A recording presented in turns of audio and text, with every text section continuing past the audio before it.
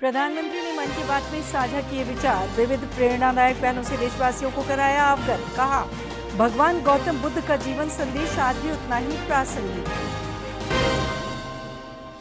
गृह रक्षा वाहिनी क्षेत्रीय प्रशिक्षण केंद्र हजारीबाग में पासिंग आउट परेड का आयोजन। 63 दिनों के प्रशिक्षण के बाद 355 गृह रक्षकों ने ली कर्तव्य निष्ठा की शपथ। राज्य के 6 जिलों के 400 से अधिक केंद्रों पर झारखंड पात्रता परीक्षा संपन्न। अभ्यर्थियों ने राज्य सरकार से हर वर्ष परीक्षा आयोजित कराने का किया आग्रह। और सीजन का सबसे गर्म दिन रहा कल। डाल्टनगंज में पारा 44.6 डिग्री पहुंचा। रांची का भी तापमान 40 डिग्री के पार। आज से मिल सकती है राहत।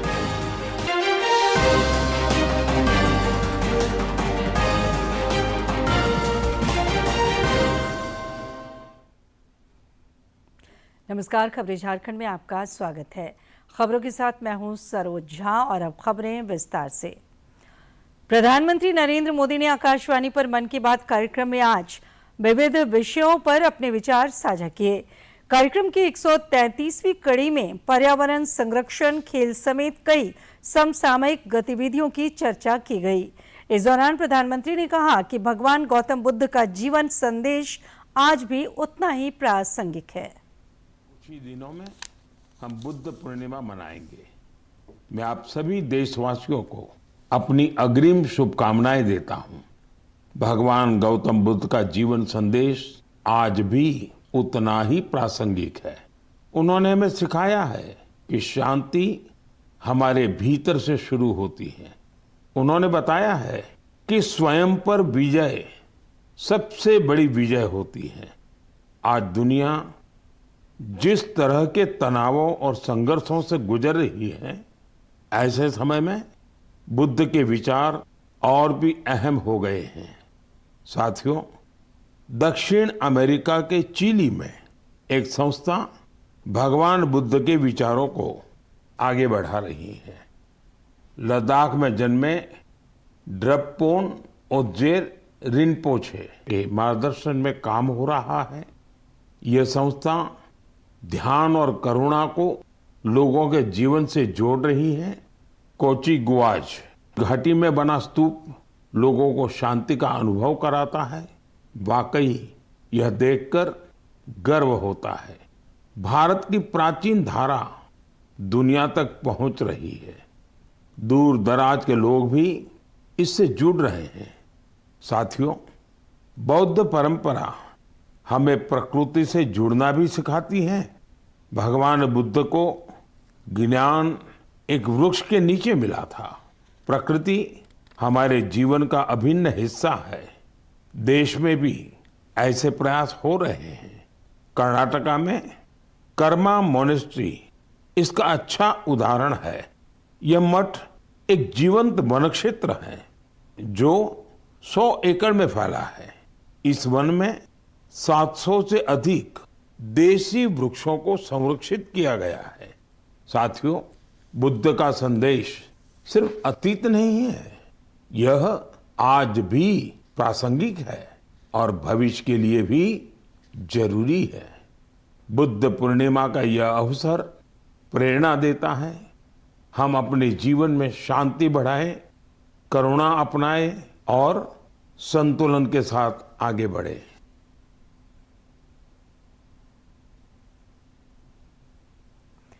प्रधानमंत्री ने मन की बात कार्यक्रम में गणतंत्र महोत्सव का भी जिक्र किया। उन्होंने बीटिंग रिट्रीट की चर्चा करते हुए विभिन्न पहलुओं को भी साझा किया। मेरे प्यारे देशवासियों, आप सभी जानते हैं हमारे देश में अब 23 जनवरी यानी नेताजी सुभाष की जयंती से लेकर 30 जनवरी यानी गांधी जी की पुण्यतिथि तक गणतंत्र का महोत्सव मनाया जाता है। इसी महोत्सव का अहम हिस्सा होता है बीटिंग रिट्रीट।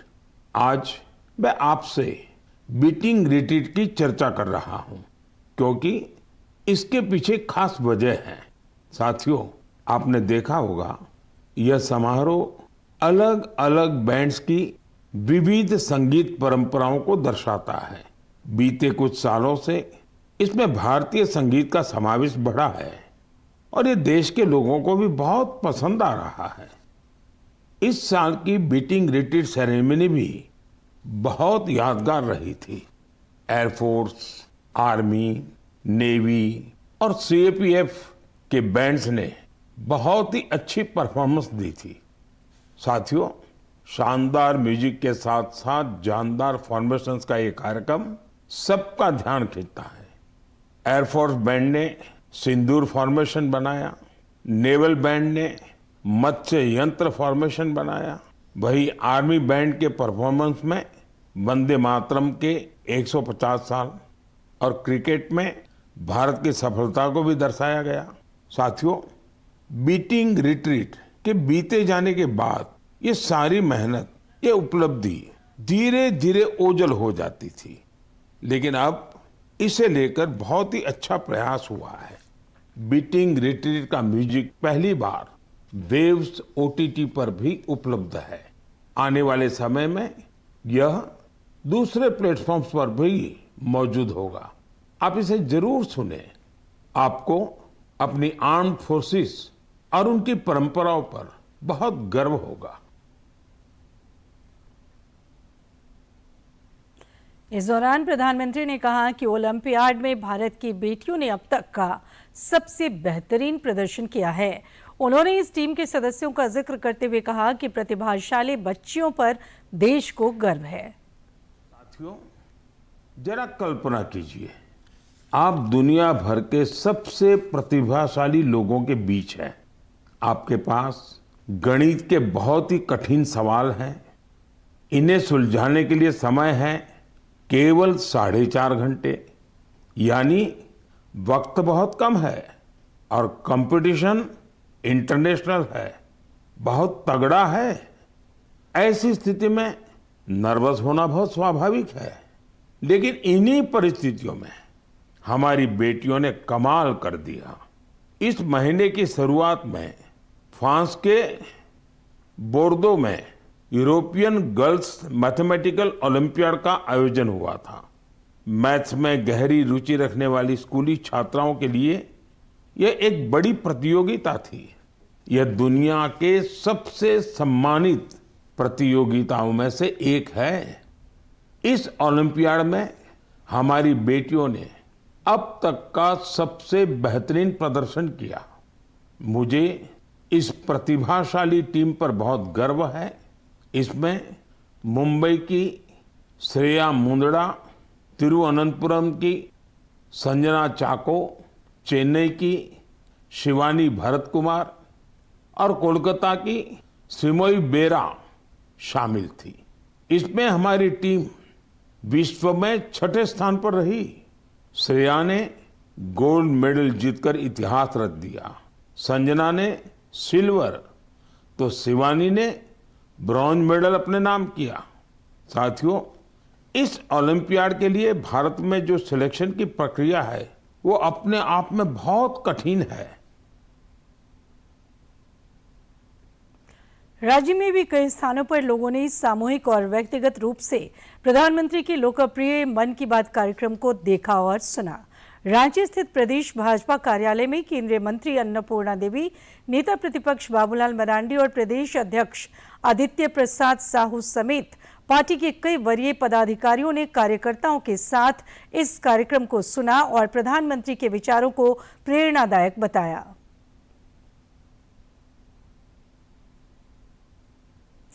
कृषि मंत्री शिल्पी नेहा तिर्की ने मांडर विधानसभा क्षेत्र के लापुंग के विद्यालयों में शिक्षा की गुणवत्ता सुधारने पर जोर दिया है। निरीक्षण के दौरान मंत्री ने मध्याह्न भोजन खाकर इसकी गुणवत्ता की जांच करते हुए जरूरी दिशा निर्देश दिया। मंत्री ने कहा कि गुणवत्तापूर्ण शिक्षा सुनिश्चित करने के लिए शिक्षक, अभिभावक और समाज के सभी वर्गों की सक्रिय भागीदारी जरूरी है। मंत्री ने कई विद्यालयों में फर्नीचर, खिड़की और दरवाजों की जल्द मरम्मत कराने का भी निर्देश दिया। झारखंड गृह रक्षा वाहिनी क्षेत्रीय प्रशिक्षण केंद्र हजारीबाग में आज पासिंग आउट परेड का आयोजन किया गया। इस दौरान 63 दिनों के प्रशिक्षण के बाद 355 गृह रक्षकों ने कर्तव्यनिष्ठा की शपथ ली। 355 गृह रक्षकों ने आज हजारीबाग में आयोजित पासिंग आउट परेड समारोह में हिस्सा लिया। झारखंड गृह रक्षा वाहिनी के क्षेत्रीय प्रशिक्षण केंद्र में आयोजित इस मौके पर बतौर मुख्य अतिथि पहुंचे जिले के उपायुक्त हेमंत सती ने परेड का निरीक्षण किया। इस दौरान उन्होंने गृह रक्षकों को शपथ दिलाई। उपायुक्त ने होमगार्ड के इस नए जीवन की शुरुआत के लिए प्रशिक्षुओं को बधाई भी दी। इन लोगों का लगभग 63 डेज का प्रशिक्षण रहा। बहुत ही अच्छी इन लोगों ने ट्रेनिंग प्राप्त की है और उम्मीद करते हैं कि इनको जो ट्रेनिंग में सिखाया गया होगा, इनके जो कार्य दायित्व और अनुशासन उसका अनुपालन ये लोग अक्सर करेंगे, ताकि होमगार्ड के प्रति भी एक जो विश्वास है वो और जनता का बढ़ सके। पासिंग आउट परेड के दौरान जिला समादेष्टा रोहित आनंद ने भी प्रशिक्षकों को अनुशासन के साथ होमगार्ड के मूल्यों को बनाए रखने, संविधान में श्रद्धा और सच्ची निष्ठा के साथ अपने कर्तव्यों का ईमानदारी से पालन करने की बात कही। उन्होंने जो है शपथ दिलाई और सबको जो है एक मैसेज भेजा कि आप सभी को जो है जो भी शपथ में बताया गया है उसके अनुरूप अपना व्यक्तिगत जीवन एवं जो आपका प्रोफेशनल जीवन है उसमें आपको काम करना है। 63 दिनों तक कड़े प्रशिक्षण लेने के बाद अब ये सभी गृह रक्षक अपने गृह जिला गिरिडीह में सेवा प्रदान करेंगे। हजारीबाग से गौरव की रिपोर्ट।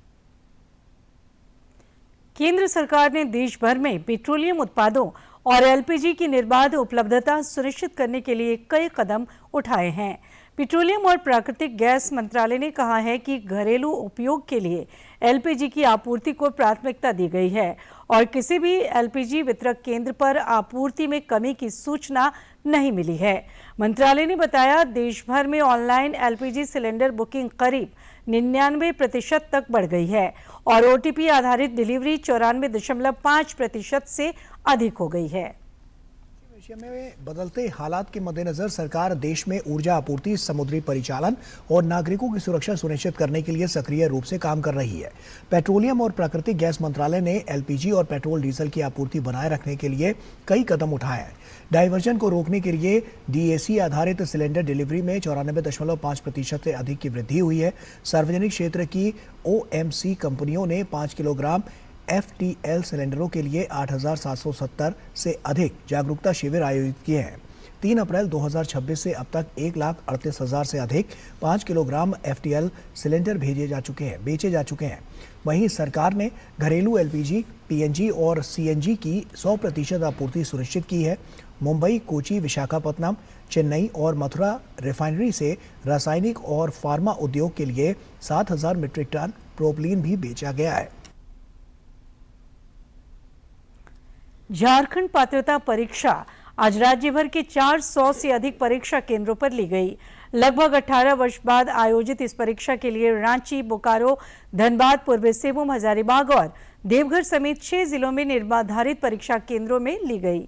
सवेरे 10 बजे से दोपहर 1 बजे तक एक ही पाली में आयोजित इस परीक्षा में अभ्यर्थियों ने OMR शीट पर वस्तुनिष्ठ प्रश्नों के उत्तर दिए। इस परीक्षा के माध्यम से राज्य के विश्वविद्यालयों और अंगीभूत कॉलेजों में सहायक प्राध्यापक पद के लिए पात्रता और PhD में नामांकन का मार्ग प्रशस्त होगा। इस दौरान अभ्यर्थियों ने राज्य सरकार से हर वर्ष परीक्षा आयोजित कराने का आग्रह किया।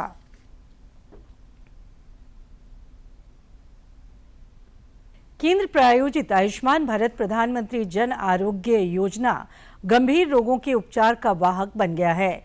योजना की सहायता से रांची की निर्मला देवी का रांची सदर में निःशुल्क इलाज हो रहा है। रांची की निर्मला देवी का शरीर फूल जाता था, साथ ही कई अन्य शारीरिक विकारों से वो परेशान थीं। पति अरविंद कुमार सिंह ने उन्हें सदर अस्पताल में भर्ती कराया और आयुष्मान भारत योजना के तहत इलाज शुरू हुआ। अरविंद ने बताया कि अब निर्मला की तकलीफ काफी कम हुई है। ये जो खाना खा रही है यहाँ से यहाँ आता है, लेकिन यहाँ से नीचे नहीं जा रहा है, तो तकलीफ हो रहा है, पेन करता है। यहाँ मुझे बहुत लाख गुना फायदा हुआ है, क्योंकि मैंने रिम्स में 3 साल झेले, वहाँ मुझे कोई फायदा नहीं हुआ। लास्ट में मुझे यहाँ किसी ने सजेशन दिया, मैं यहाँ ले आया। यहाँ मैं पहली बार नहीं, तीसरी चौथी बार। अरविंद कुमार सिंह ने बताया कि निजी अस्पतालों में पत्नी का इलाज कराना उनकी हैसियत से बाहर था। वे कहते हैं कि अगर आयुष्मान भारत का सहारा न मिला होता तो उनके लिए पत्नी का इलाज करा पाना संभव नहीं था। अरविंद ने जरूरतमंदों को आयुष्मान भारत योजना का लाभ लेने की अपील भी की है। सिर्फ मेरे लिए नहीं, ऑल ओवर इंडिया में जितने भी लोग हैं, हाँ, मैं तो ये कहूँगा कि जो नहीं बनवाए हैं वो भी बनवा लें, ताकि इसका भरपूर फायदा उठा के सरकार हमें फायदा दे रही है तो इसका फायदा उठाए। रांची का सदर अस्पताल आयुष्मान भारत योजना के क्रियान्वयन में देश में नंबर 1 है। बेहतर चिकित्सा की वजह से यहाँ के चिकित्सकों की भी खूब प्रशंसा हो रही है। Civil surgeon doctor Prabhat Kumar कहते हैं कि झारखंड के अलावा पड़ोसी राज्यों से भी इलाज के लिए यहाँ मरीज आ रहे हैं। कि हम लोग के पास जगह की कमी है, स्पेस की कमी है, उसको भी झारखंड सरकार और स्वास्थ्य विभाग काफी जल्द यहाँ पर जगह 250 बेड का नया हॉस्पिटल भी बनेगा। ऑफिशियली तो 200 बेड का बन रहा है, बट हॉस्पिटल में उतना जगह रहता है कि हम लोग 50 बेड और बढ़ा सकें, तो 250 बेड और बढ़ जाएंगे लगभग 3 साल के अंदर, तो हम लोग यहाँ पर काफी सुविधाएं देंगे। प्रधानमंत्री जन आरोग्य योजना स्वास्थ्य के क्षेत्र में केंद्र सरकार की एक क्रांतिकारी पहल है। इस योजना ने बीमारियों पर होने वाले असीमित खर्च की चिंता को दूर कर दिया है। रांची से अवधेश गौतम की रिपोर्ट। झारखंड में देश की पहली डिजिटल जनगणना का आगाज आगामी 1 मई से होने जा रहा है। भारत सरकार के जनगणना निदेशालय ने इसका पूरा शेड्यूल जारी कर दिया है। प्रक्रिया के पहले चरण में 1 मई से 15 मई तक नागरिक पोर्टल के माध्यम से स्वगणना कर सकेंगे, जिसके बाद 16 मई से प्रगणक घर घर जाकर सत्यापन करेंगे। राज्य भर में इस कार्य के लिए 75,000 कर्मचारी तैनात किए गए हैं। जनगणना निदेशक प्रभात कुमार ने नागरिकों से अपील की है कि वे इस ऐतिहासिक प्रक्रिया में बढ़ चढ़कर हिस्सा लें। जामताड़ा का आदिवासी बहुल गांव बेलटाड़ आज भी बुनियादी सुविधाओं से वंचित है।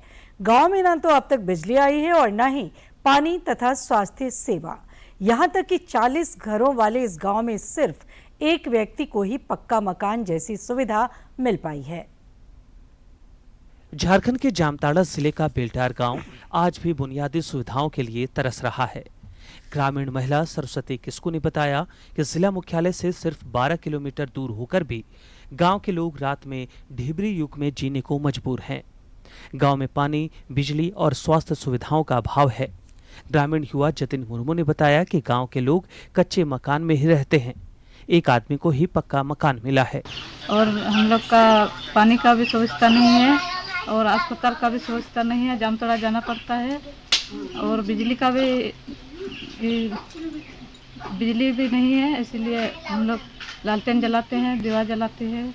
आवास इस गांव में किसी का नहीं है, खाली कच्चा घर में रहते हैं और पूरा जंगल झाड़ है। यहाँ पे सांप आप निकलता है, थोड़ा बहुत डर लग रहा है। उतना हम लोग आवेदन दिए हैं, जनता दरबार में दिए हैं आवास के लिए, लेकिन अभी तक कोई चीज़ नहीं हुआ है। एक अन्य ग्रामीण रामलाल मरांडी ने बताया कि गांव में पेयजल के नाम पर 5 चापाकल हैं, लेकिन भूजल स्तर नीचे जाने की वजह से वे भी बेकार हो गए हैं। उन्होंने बताया कि गांव में एक भी पानी टंकी नहीं है।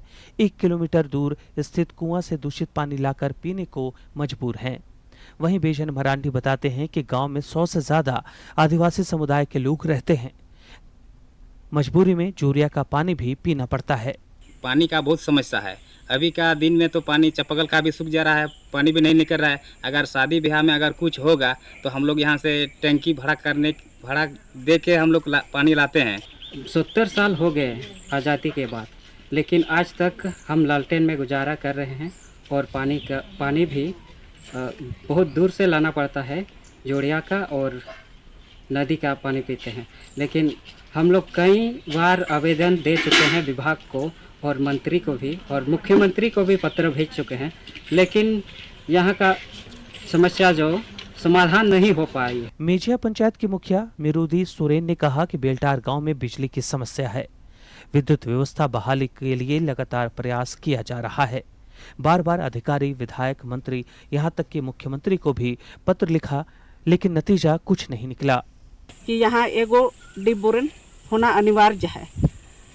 और फिर बिजली के लिए भी हमारे स्वास्थ्य मंत्री, हमारे डॉक्टर इरफान अंसारी और झारखंड सरकार से भी कहना चाहूँगी कि ये हमारे मांगे थी कि बेलटार की हमारे वोटर पब्लिक बहुत अंधेरे में थे। बेलटार में सुविधा के नाम पर एक स्कूल भवन बनाया गया है, लेकिन स्कूल में भी संसाधनों का अभाव है। एक पक्की सड़क है, लेकिन यह सड़क विकास को गांव तक नहीं पहुंचा पाई। इसे अधिकारियों की लापरवाही कहीं या सिस्टम का फेल या बेलटार की किस्मत। जामताड़ा से उज्जवल प्रसाद की रिपोर्ट।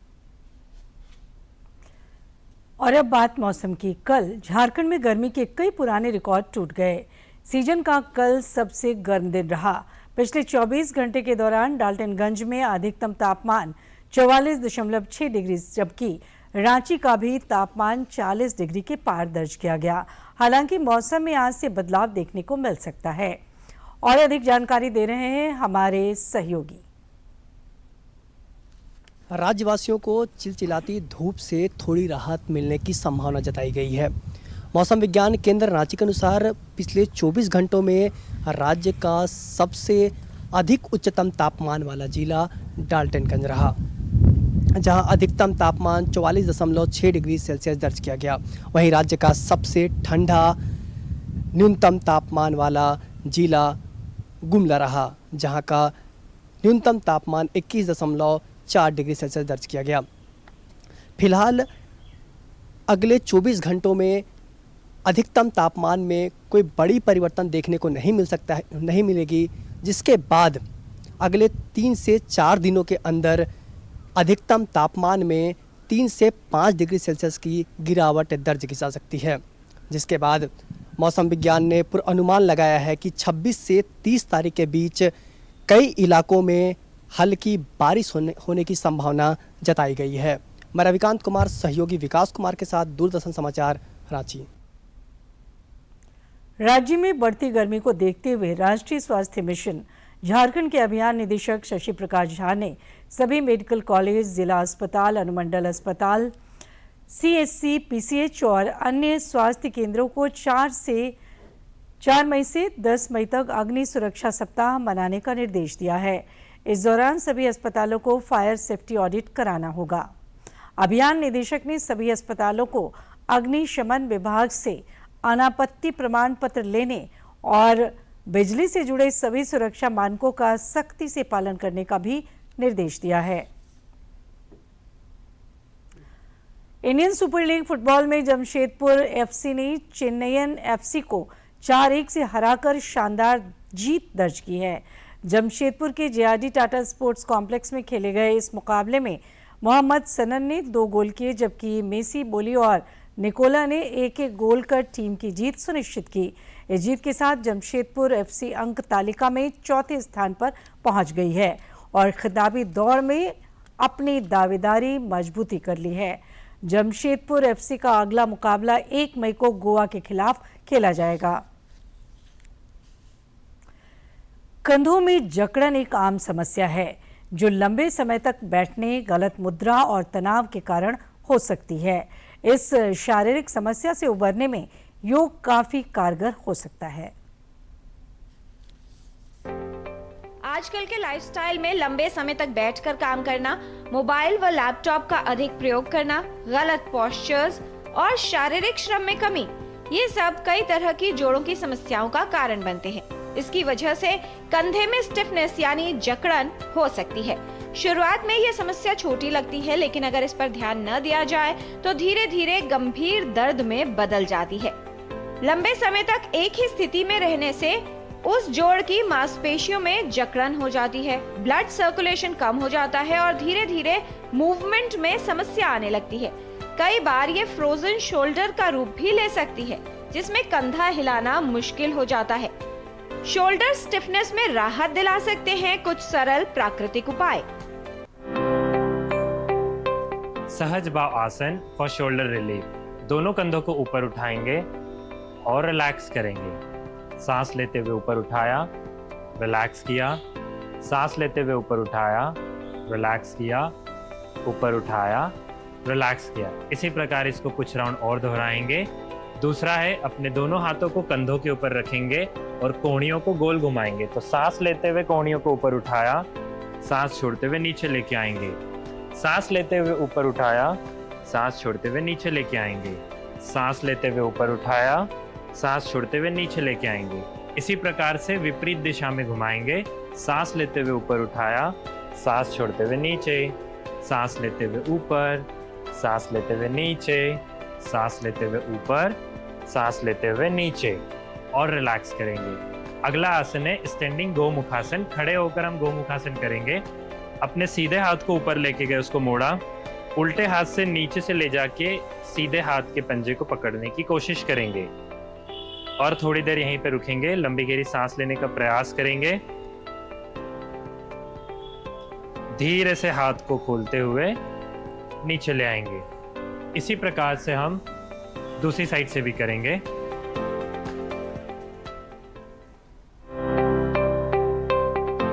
आजकल की हमारी जीवन शैली ऐसी हो गई है कि हम ज़्यादातर एक जगह बैठ के कंप्यूटर के सामने काम करते रहते हैं और उसमें मसल्स काफ़ी अकड़ जाती है।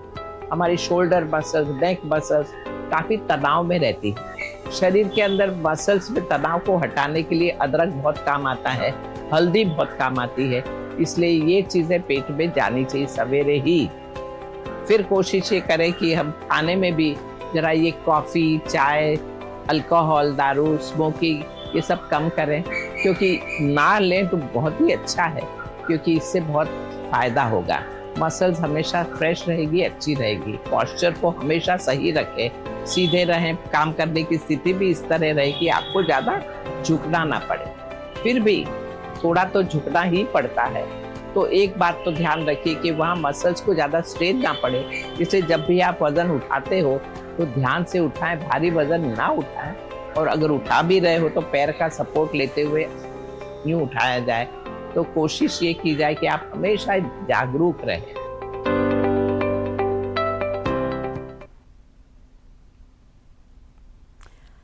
हजारीबाग की चौपारण स्थित दनुआ घाटी में तेज रफ्तार ट्रक की टक्कर से एक कार अनियंत्रित होकर गहरी खाई में जा गिरी, जिससे कार में सवार 5 लोगों की मौके पर ही मौत हो गई। मृतकों में 2 पुरुष, 1 महिला और 2 छोटे बच्चे शामिल हैं।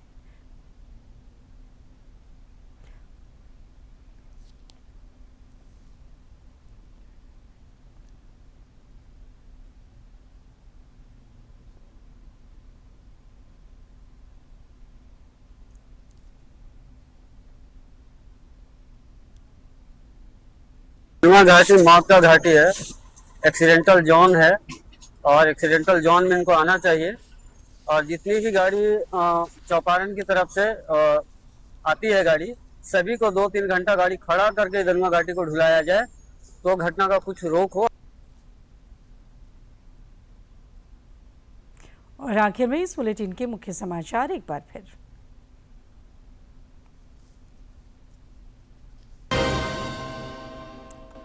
प्रधानमंत्री ने मन की बात में साझा किए विचार, विविध प्रेरणादायक पहलों से देशवासियों को कराया अवगत। कहा, भगवान गौतम बुद्ध का जीवन संदेश आज भी उतना ही प्रासंगिक। गृह रक्षा वाहिनी क्षेत्रीय प्रशिक्षण केंद्र हजारीबाग में पासिंग आउट परेड का आयोजन।